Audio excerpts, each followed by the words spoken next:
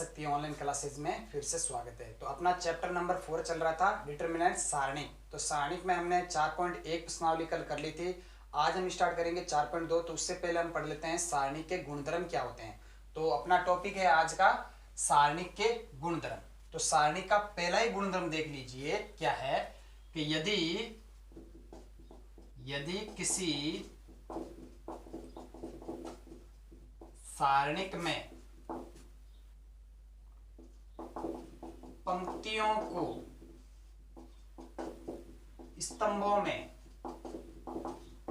यहां पे लिख दीजिए सभी पंक्तियों को, यदि किसी सारणिक में सभी पंक्तियों को स्तंभों में तथा स्तंभों को पंक्तियों में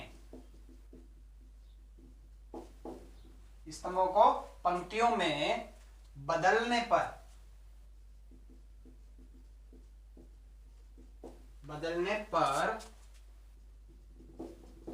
सारणिक के मान में कोई परिवर्तन नहीं होता है। यानी कि जो पहला ही गुणधर्म है सारणी का वो ये है कि यदि किसी सारणिक में सभी पंक्तियों को स्तंभों में तथा स्तंभों को पंक्तियों में बदलने पर सारणिक के मान में कोई परिवर्तन नहीं होता है। चलिए कैसे, मान लीजिए ये आपका कोई सारणिक है A1 B1 C1 A2 B2 C2 A3 B3 C3, ये आपका सारणिक है। आगे बात समझ में। तो अब ना प्रश्न क्या है कि सारणिक में पंक्तियों को स्तंभों को पंक्तियों में बदलने पर सारणिक के मान में कोई परिवर्तन नहीं होता है। तो चलिए इस सारणिक में हम क्या करते हैं, पंक्तियों को स्तंभ बना लेते हैं और स्तंभों को पंक्तियां बना लेते हैं। तो नई सारणिक कब, जब पंक्तियों और स्तंभों को चेंज करने पर। इसको मैं डेल्टा 1 से नाम दे देता हूं।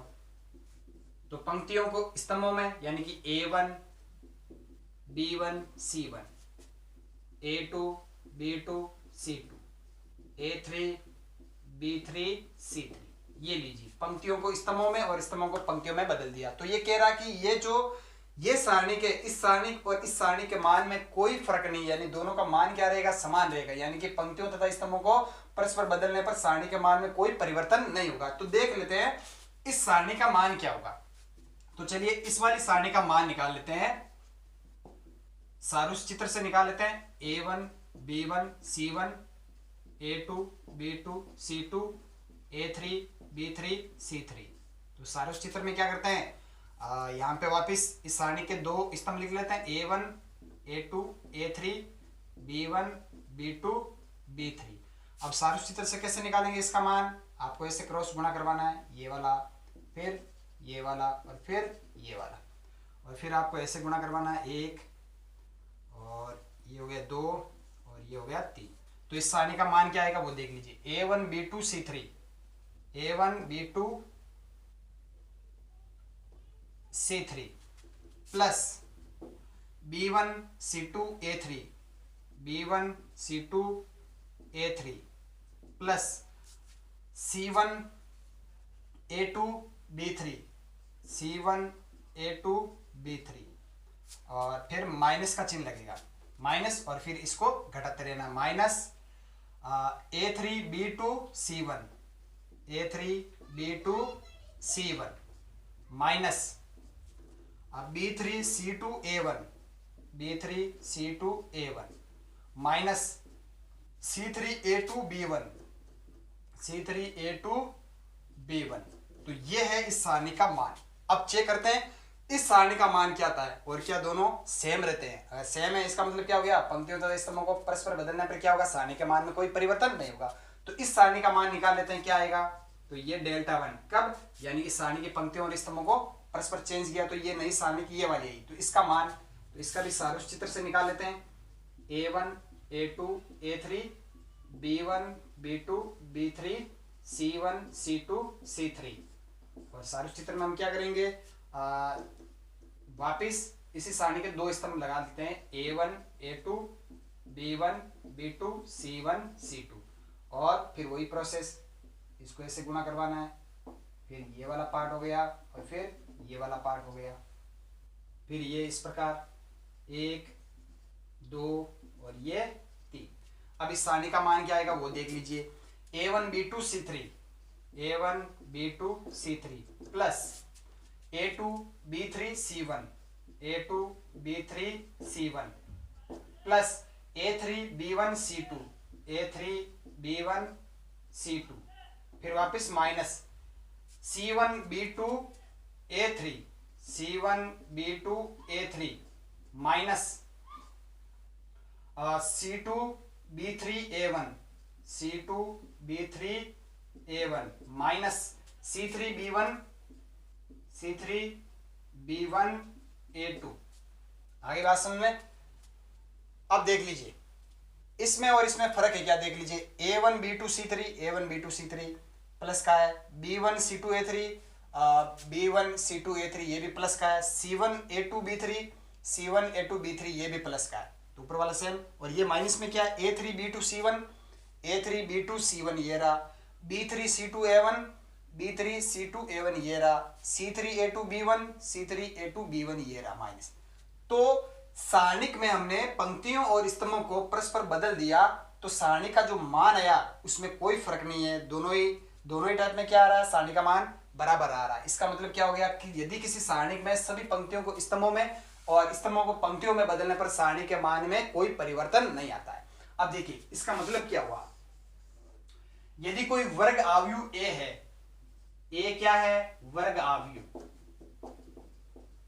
ए क्या है, वर्ग आव्यूह। वर्ग आव्यूह का मतलब क्या होता है, उसमें पंक्तियां और स्तंभ क्या रहती है, समान रहती है। यदि ए वर्ग आव्यूह है तो ए का ट्रांसपोज क्या हो गया, इसका परिवर्त आव्यूह, परिवर्त आव्यूह। आगे बात समझ। तो देखिए ये जो वर्ग आव्यूह ए है इसका जो सारणिक है वो और इसका जो ट्रांसपोज है यानी ए का ट्रांसपोज यानी वर्ग आव्यूह का जो परिवर्त आव्यूह है इसका सारणिक, दोनों का मान क्या होता है, बराबर होता है। क्यों, इसका रीजन क्या है, आपको पता है सारणिक में पंक्तियों और स्तंभों को परस्पर बदलने पर मान में कोई परिवर्तन नहीं होता है। तो यहाँ पे ए वर्ग आव्यूह है और ए का ट्रांसपोज क्या होता है, पंक्तियों और स्तंभों को परस्पर बदलने पर क्या प्राप्त होता है, ए का ट्रांसपोज प्राप्त होता है। अब देखिए ये ए और ए का ट्रांसपोज, अब आव्यूह ए और आव्यूह ए का ट्रांसपोज ये दोनों तो भिन्न भिन्न है, लेकिन जब इसका सारणिक लेते हैं आव्यूह ए का सारणिक और ए के ट्रांसपोज का सारणिक, ये दोनों क्या आएंगे, बराबर आएंगे। यानी कि कोई वर्ग आव्यूह ए है तो उसका सारणिक और उसके ट्रांसपोज का सारणिक दोनों क्या होंगे, बराबर होंगे।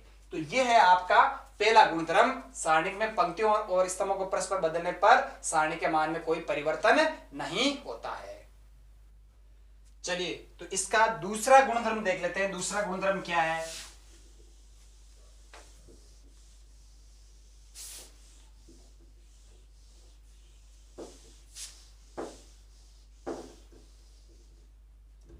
इसका दूसरा गुणधर्म देख लीजिए।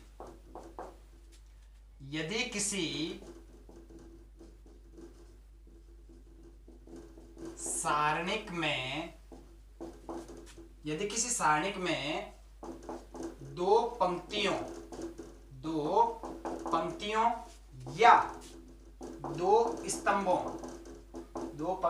या दो स्तंभों को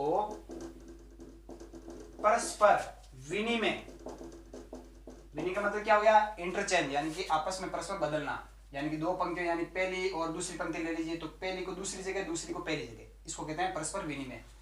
यदि किसी सारणिक में दो पंक्तियों या दो स्तंभों को परस्पर विनिमय कर देते हैं तो क्या होता देख लीजिए। तो सारणिक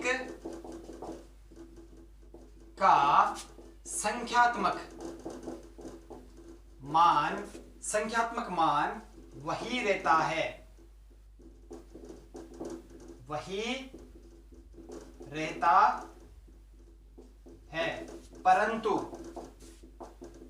परंतु चिन्ह परिवर्तित हो जाता है। कहने का मतलब क्या है, यदि आपके पास कोई सारणिक है और आपको पता है इस सारणी का मान क्या है, क्लियर। अब यदि आप उस सारणिक में कोई भी दो पंक्ति या दो स्तंभों को परस्पर बदल देते हो तो जो सारणी का मान आएगा उसका संख्यात्मक मान तो जो मूल सारणी के उसके बराबर ही रहेगा, लेकिन चिन्ह क्या हो जाएगा, परिवर्तित हो जाएगा। कैसे, मान लीजिए आपका सारणिक है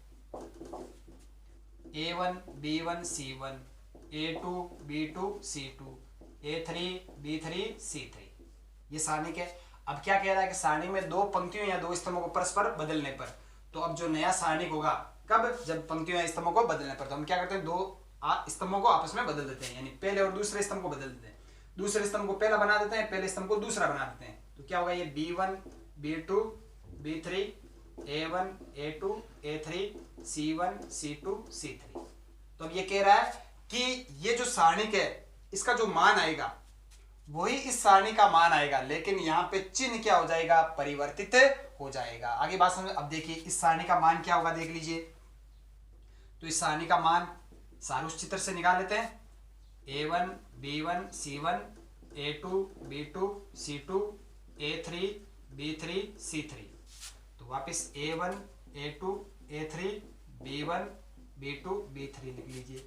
अब आपको ऐसे गुणा करना है, 1 2 3, फिर आपको इस प्रकार गुणा करना है, 1 2 3।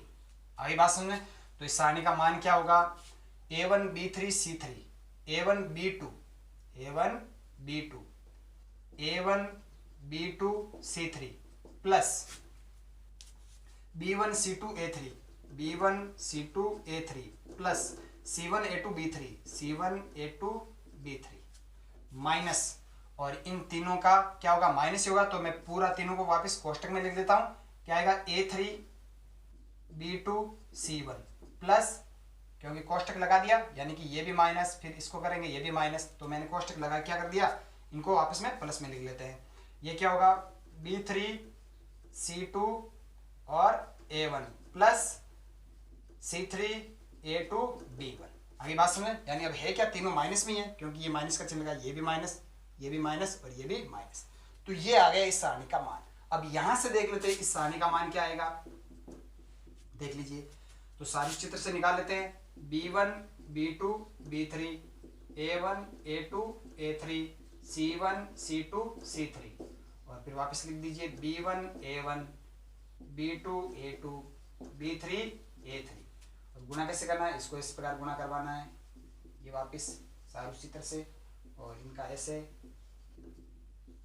ये हो गया। तो इस सारणी का मान क्या होगा, देख लीजिए।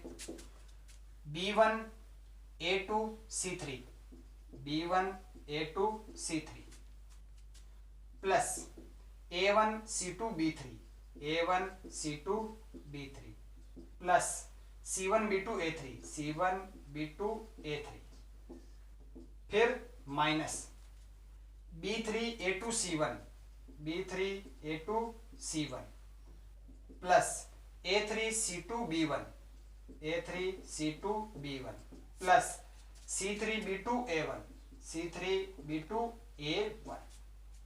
अब ध्यान से देखना, इसमें और इसमें क्या फर्क है। देखिए यहाँ पे ये जो प्लस की चीजें A1 B2 C3 B1 C2 A3 C1 A2 B3, ये सारी इधर क्या है, माइनस में। देख लीजिए A1 B2 C3, ये रहा आपका A1 B2 C3, B1 C2 A3 B1 C2 A3 C1 A2 B3 C1 A2 B3, ये पॉजिटिव है, लेकिन इधर क्या है, नेगेटिव। और इधर ये जो पॉजिटिव है वो इधर क्या है, नेगेटिव। देख लीजिए A3 B2 C1 A3 B2 C1 B3 C2 A1 B3 C2 A1 C3 A2 B1 C3 A2 B1। तो इसको मैं क्या करता हूं, डेल्टा 1, इधर मैं इसको क्या लिख देता हूं, माइनस बार ले लेता हूं कॉमन, माइनस बार ले लिया कॉमन, तो ये क्या हो जाएंगे, फिर पॉजिटिव हो जाएंगे, यानी कि B3 A2 C1 plus A3 C2 B1 plus C3 B2 A1, और ये चीज क्या हो जाएगी, माइनस हो जाएगी, minus B1 A2 C3 plus A1 C2 B3 plus C1 B2 A3। ये देखिए ये तीनों चीजें क्या आपस में, माइनस में। अब ध्यान से देखना, ये चीज क्या है, ये वाली चीज ही तो है। तो डेल्टा 1 बराबर क्या आ गया, माइनस, और ये क्या है, डेल्टा, ये जो सारणिक है। तो कहने का मतलब क्या हो गया, जब सारणिक में दो पंक्तियों या स्तंभों को परस्पर हम बदल देते हैं तो सारणी का संख्यात्मक मान तो वही रहता है, परंतु चिन्ह क्या हो जाता है, परिवर्तित हो जाता है। तो जैसे ही हमने क्या किया, इसमें दो स्तंभों को हमने बदल दिया, तो देखिए ये जो सारणिक है इसका मान देखिए, संख्यात्मक मान तो डेल्टा यानी जो सारणिक है उसके बराबर ही है, लेकिन क्या हो गया, चिन्ह परिवर्तित हो गया। तो यह है आपका दूसरा गुणधर्म। चलिए तो तीसरा गुणधर्म देखते हैं। तीसरा गुणधर्म क्या है? तीसरा गुणधर्म है यदि किसी सारणिक में दो पंक्तियां या दो स्तंभ समान हो तो सारणिक का मान शून्य होता है। गुणधर्म क्या है? यदि किसी सारणी में दो पंक्तियां या दो स्तंभ समान हो तो सारणी का मान क्या होता है? शून्य होता है। जैसे आपकी सारणी की ये रही A B C X Y Z, देख लीजिए इस सारणी में क्या पहली पंक्ति और दूसरी पंक्ति आपस में क्या है? समान है। आपस में क्या है? समान, यानी पहली और दूसरी पंक्ति के जो संगत अवयव आपस में क्या है? बराबर है। तो कह रहा है कि उस सारणी का मान क्या होगा? फिर शून्य होगा। यानी अगर किसी सारणी में दो पंक्तियां दो स्तंभ समान है तो सारणी का मान क्या होता है? शून्य होता है। तो इस सारणी का मान निकाल के देख लेते हैं शून्य आता है कि नहीं आता है। तो सारूष्य चित्र से इस सारणी का मान निकालते हैं। सारूष्य चित्र में हम क्या करेंगे? ए बी एक्स वाई ये लगा दी। अब इसका ऐसे गुणा करवाना है और इनका इस प्रकार गुणा करवाना है। तो A B Z plus B C X plus C A Y minus X B C minus Y C A minus Z A B. तो सारणी का मान क्या आ रहा? देख लीजिए ए बी जेड पॉजिटिव, ये रहा A B Z negative, positive negative cancel, B C X positive B C X negative cancel, C A Y positive C A Y negative cancel. तो क्या आ गया? 0 आ गया। तो गुणधर्म नंबर 3 क्या है आपका? यदि किसी सारणी में दो पंक्तियां या दो स्तंभ समान हो तो सारणी का मान क्या होता है? शून्य होता है। चलिए अगला देखते हैं गुणधर्म नंबर 4। तो गुणधर्म नंबर 4 क्या है वो देख लीजिए।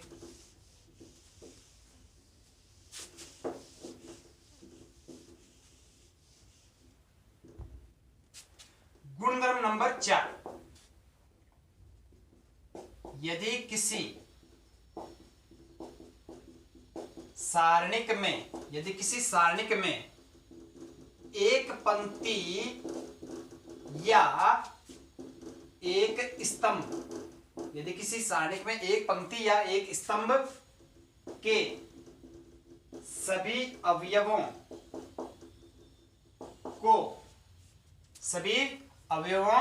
को किसी अशून्य संख्या मान लीजिए क्या k, यानी k का मान क्या नहीं होना चाहिए? शून्य नहीं होना चाहिए। किसी अशून्य संख्या k से गुणा करने पर प्राप्त सारणिक का मान मूल सारणिक के मान का k गुना हो जाता है। अब कैसे? देखिए मान लीजिए ये आपकी सारणी है A1 B1 C1, A2 B2 C2, A3 B3 C3। अब क्या कह रहा है कि किसी सारणी की एक पंक्ति या स्तंभ के सभी अवयवों को, तो हम चलिए पंक्ति का ले लेते हैं, वो भी पहली पंक्ति। तो k से गुणा कर देते पहले k A1 k B1 k C1 और A2 B2 C2 A3 B3 C3। अब प्रश्न क्या कह रहा है? यदि किसी सारणिक में कोई भी एक पंक्ति या एक स्तंभ के अवयवों को सभी अवयवों को किसी अचर k से गुणा कर दें, k का मान क्या नहीं होना चाहिए? शून्य नहीं होना चाहिए। k से गुणा कर दें तो ये जो प्राप्त सारणिक है इसका जो मान होगा वो मूल सारणी के मान का k गुना हो जाएगा। अब देखिए मूल सारणी का मान क्या होगा?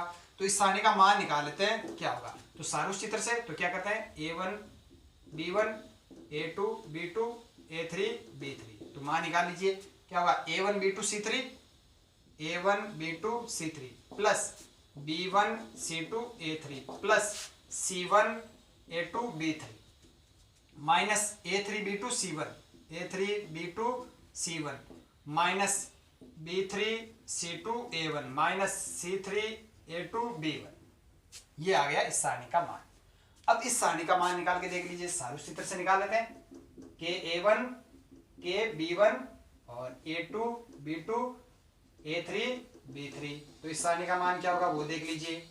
हाँ, K इंटू A1 ये तो है पहले से, और B2 C3 इनको आपस में गुणा करना, तो क्या आएगा K A1 B2 C3 plus K B1 C2 A3 plus K C1 A2 B3 minus, अब इससे गुणा करवाना है A3 B2 K into C1, तो K को मैं पहले लिख देता हूं K और A3 B2 C1 माइनस इसको करवाना गुणा, तो K B3 C2 A1 minus इसको करवाना गुणा, तो K C3 A2 B1।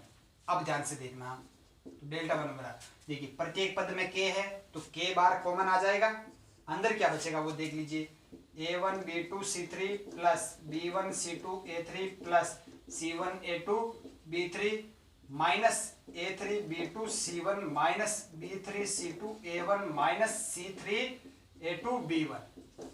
अब देखिए ये वाली चीज क्या है, कोष्टक के अंदर है जो ये वाली चीज है, और ये क्या है इस सारणी का मान। तो यहां से आपका डेल्टा वन क्या आ जाएगा K इंटू ये किसका मान है, इस मूल सारणी का मान। तो देखिए हमने इस सारणी की पहली पंक्ति के सभी अवयवों को K से गुणा किया, तो ये जो प्राप्त सारणी के डेल्टा वन, इस प्राप्त सारणी डेल्टा वन का जो मान है वो मूल सारणी का जो ये मान है इसका कितना हो गया, K गुना हो गया। तो यही है आपका गुणधर्म नंबर 4। यदि किसी सारणी में एक पंक्ति या स्तंभ के सभी अवयवों को S0 K से गुणा करते हैं तो प्राप्त सारणी का मान मूल सारणी के मान का क्या हो जाता है, K गुना हो जाता है। आगे बात समझ में। अब देखिए, अब हम बात करते हैं कि यदि सारणी के प्रत्येक अवयव को, यानी कोई सारणी के उसके प्रत्येक अवयव, ना कि एक पंक्ति या एक स्तंभ, हम कहते हैं कि सारणी में जितने भी अवयव है उन सभी अवयवों को अगर हम K से गुणा कर देंगे तो जो प्राप्त सारणी होगी उसका मान क्या होगा, तो वो देख लीजिए।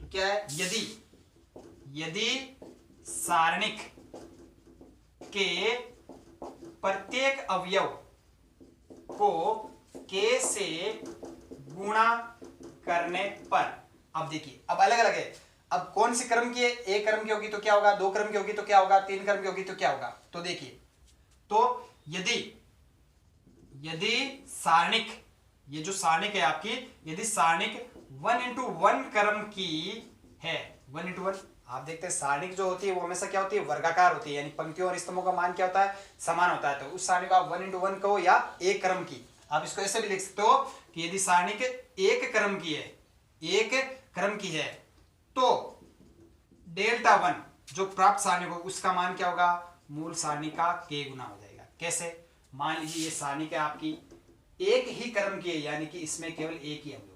आगे बात समझें। अब ये कह रहा है इसके प्रत्येक अवयव को K से गुणा कर दीजिए, तो प्राप्त सारणी डेल्टा वन वो क्या हो जाएगी, K इंटू A। अब ये कह रहा है ये जो प्राप्त सारणी डेल्टा वन है इसका जो मान होगा इस सारणी का क्या हो जाएगा, K गुना हो जाएगा। अब देखिए इस सारणी का मान क्या होगा, A ही होगा, और इस सारणी का मान क्या होगा, K इंटू A। तो यहां से ये डेल्टा वन क्या है, K इंटू A। A क्या है, जो पहले सारणी थी उसका मान। तो अगर सारणी एक क्रम की है तो प्राप्त सारणी डेल्टा वन का मान क्या हो जाएगा, K इंटू डेल्टा, यानी कि मूल सारणी के मान का K गुना हो जाएगा। अब यदि सारणिक दो क्रम की है, दो क्रम की है, तो प्राप्त सारणिक डेल्टा वन का मान क्या हो जाएगा, K स्क्वायर इंटू मूल सारणिक। अब कैसे, देख लीजिए, यानी ये आपके सारणिक है A1 B1 A2 B2। अब ये कह रहा है कि इस सारणी के प्रत्येक अवयव को K से गुणा कर दीजिए, तो प्राप्त सारणिक डेल्टा वन वो क्या होगी, KA1 KB1 KA2 KB2। अब ये कह रहा है कि ये जो सारणी है इसका मान होगा, मूल सारणी के मान का क्या होगा, K स्क्वायर होगा। तो देखिए इस सारणी का मान क्या होगा, बता दीजिए, A1 B2 minus A2 B1। अब बताइए इस सारणी का मान क्या होगा, इनको आपस में गुणा करवाना, तो K into K K square A1 into B1, A1 into B1 sorry B2 minus K into K square A2 into B1, A2 into B1। तो देखिए क्या आ रहा है, के स्क्वायर कॉमन आ रहा है और अंदर क्या है A1 B2 minus A2 B1। अब बताइए ये वाला क्या है, ये मूल सारणी का मान ही तो है, तो के स्क्वायर इंटू मूल सारणी, तो डेल्टा 1 क्या आ जाएगा, के स्क्वायर इंटू मूल सारणी। यानी कि जब सारणी के दो क्रम किए हैं तो क्या होगा, डेल्टा 1 प्राप्त सारणी, यानी कि प्रत्येक अवयव को के से गुणा करते तो प्राप्त सारणी क्या होगी, मूल सारणी का के स्क्वायर गुना हो जाएगी। अब इसी प्रकार यदि 3 क्रम की है, सारणी 3 क्रम की है तो इसके प्रत्येक अवयव को के से गुणा करेंगे तो प्राप्त सारणी डेल्टा 1 का मान क्या हो जाएगा, के क्यूब इंटू मूल सारणी। और इसी प्रकार चलते चलते यदि सारणिक n क्रम की है, n क्रम की है तो प्राप्त सारणिक का मान क्या हो जाएगा, k की पावर n इंटू मूल सारणिक। आगे ना बात समझ में। अब देखिए, अब कहने का मतलब क्या है, यदि कोई सारणिक आपकी है उसके प्रत्येक अवयव को k से गुणा कर दें तो प्राप्त सारणिक का मान क्या होगा, मूल सारणिक के मान का, और फिर k की पावर क्या लगेगी, कि मतलब वो मूल सारणिक किस क्रम की है, यानी कि एक क्रम की है तो k की पावर 1 इंटू मूल सारणिक, 2 क्रम की है तो के स्क्वायर इंटू मूल सारणिक, 3 क्रम की है तो के क्यूब इंटू मूल सारणिक, n क्रम की है तो के की पावर n इंटू मूल सारणिक। यानी कि सारणिक का क्रम क्या है वो आपको देखना है। यदि सारणिक 5 क्रम की है, यदि सारणी का क्रम क्या है 5 इंटू 5, तो उस सारणी के प्रत्येक अवयव को आप अगर k से गुणा करोगे तो जो प्राप्त सारणी होगी उसका मान क्या होगा, k की पावर 5 इंटू मूल सारणी, मूल सारणी के मान का k की पावर 5 गुना हो जाएगा। तो यह है आपका गुणधर्म नंबर 4। चलिए अगला गुणधर्म देखते हैं, गुणधर्म नंबर 5।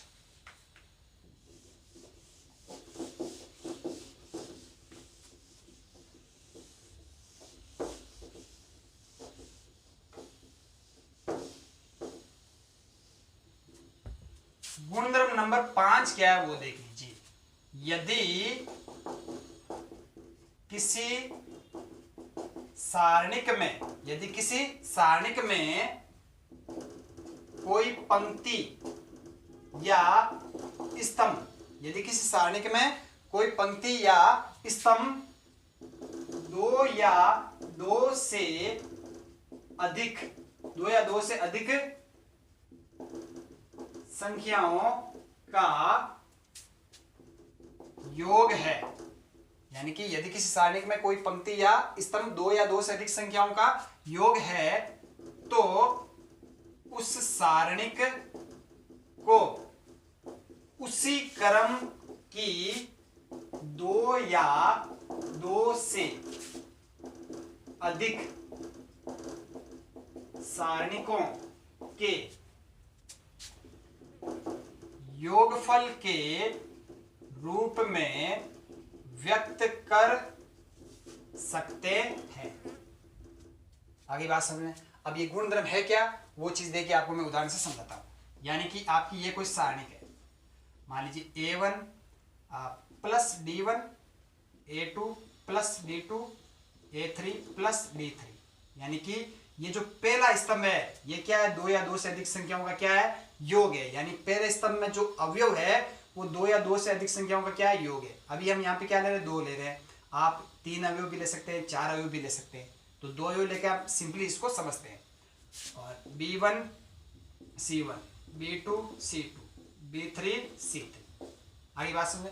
तो क्या कह रहा है, यदि किसी सारणिक में कोई पंक्ति या स्तंभ के अवयव, यहाँ पे ऐसे पंक्ति या स्तंभ के अवयव, यदि किसी सारणी में कोई पंक्ति या स्तंभ के अवयव दो या दो से अधिक संख्याओं का योग है तो उस सारणी को उसी क्रम की दो या दो से अधिक सारणिकों के योग के रूप में लिख सकते हैं। अब देखिए कैसे, वो चीज देख लीजिए। तो इस सारणी का मान क्या होगा वो देख लीजिए। तो इस सारणी का मान निकालते हैं तो हम क्या कर रहे हैं, स्तंभ से सारणी का क्या कर देते हैं, प्रसार कर देते हैं। तो पहले स्तंभ से प्रसार करेंगे तो पहले स्तंभ का ये वाला अवयव A1 प्लस D1 इंटू, तो इस वाले अवयव के लिए इस पंक्ति और स्तंभ का क्या करेंगे, दमन करेंगे। फिर क्या बचेगी, ये B2 C2 B3 C3। अब ये वाला अवयव, अब देखिए ये कौन सा, दूसरी पंक्ति पहला स्तंभ, तो क्या है विषम है, तो क्या लगेगा नेगेटिव चिन्ह। तो क्या आएगा A2 प्लस D2, ये अवयव है पूरा, A2 प्लस D2 अवयव है, दो या दो से अधिक संख्याओं योग है, यानी कि दो संख्याओं का योग है ये। अब इसके लिए इस पंक्ति और इस स्तंभ का दमन कर दीजिए, बाकी क्या बच रहा है, B1 C1 B3 C3, B1 C1 B3 C3।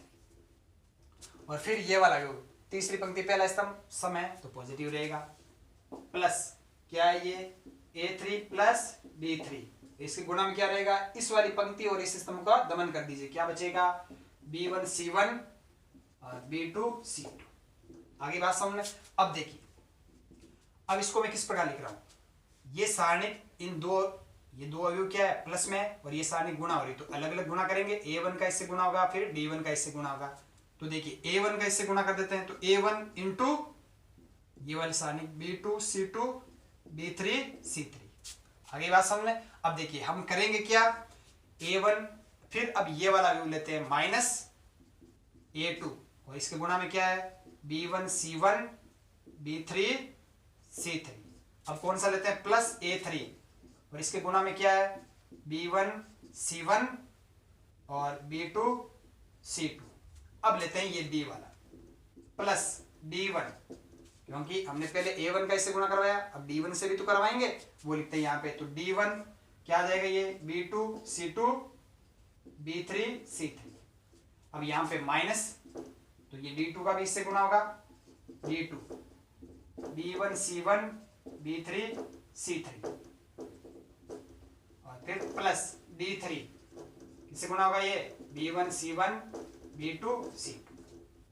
अब ध्यान से देखना, ये जो इतना पार्ट आपका आया है यहां से लेके ये वाला, ये क्या है, ये एक सारणिक है, कौन सी, A1 A2 A3 B1 B2 B3 C1 C2 C3। देख लीजिए ये सारणिक है। अब इसका वापस प्रसार करके देख लीजिए, ये चीज आ रही है, ये वाली और ये वाली चीज क्या है, सेम है। ये क्या है, ये चीज क्या है, इस सारणिक का मान है। आगे बात सुन, तो इसको आप ऐसे भी तो लिख सकते हो, यानी ये क्या सारणिक है। अब देखिए वापस प्रसार करके देख लीजिए, A1 और ये गुणा में फिर माइनस, और ये गुणा में फिर A3 ये गुणा में, और ये वाला जो पार्ट है वो क्या है, ये भी एक सारणिक है, कौन सी है ये, D1 D2 D3 और B1 C1 B2 C2 B3 C3। देखिए तो इस वाली सारणी को हमने क्या कर दिया, ये वाली सारणी के रूप में। तो क्या कह रहा था, यदि किसी सारणी में कोई कोई पंक्ति या स्तंभ के सभी अवयव, पंक्ति या स्तंभ के अवयव दो या दो से अधिक संख्याओं का योग है, तो उस सारणी को, यानी इस सारणी को उसी क्रम की, यानी ये भी कौन सी क्रम की है, 3x3 क्रम की, तो उस सारणी को उसी क्रम की, देख लीजिए 3x3 3x3, उसी क्रम की दो या दो से अधिक सारणी को योग के रूप लिख सकते हैं। यानी कि इस स्तंभ में जो अवयव है, अवयवों की संख्या दो अवयवों का योग है, देख लीजिए A1 प्लस D1, यानी कि इसके जो अवयव है दो संख्याओं का योगफल है। तो इस सारणी को भी आप अलग अलग दो सारणिकों के रूप में लिख सकते हो, दो या दो से अधिक सारणिकों के योगफल के रूप में व्यक्त कर सकते हो। आगे बात समझ में, तो सिंपली आपको इस प्रकार करना है। अगर देखिए ये हो गया। अब देखिए यदि पंक्ति होती तो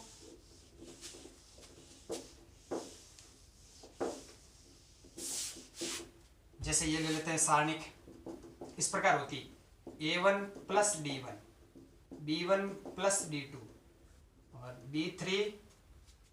C1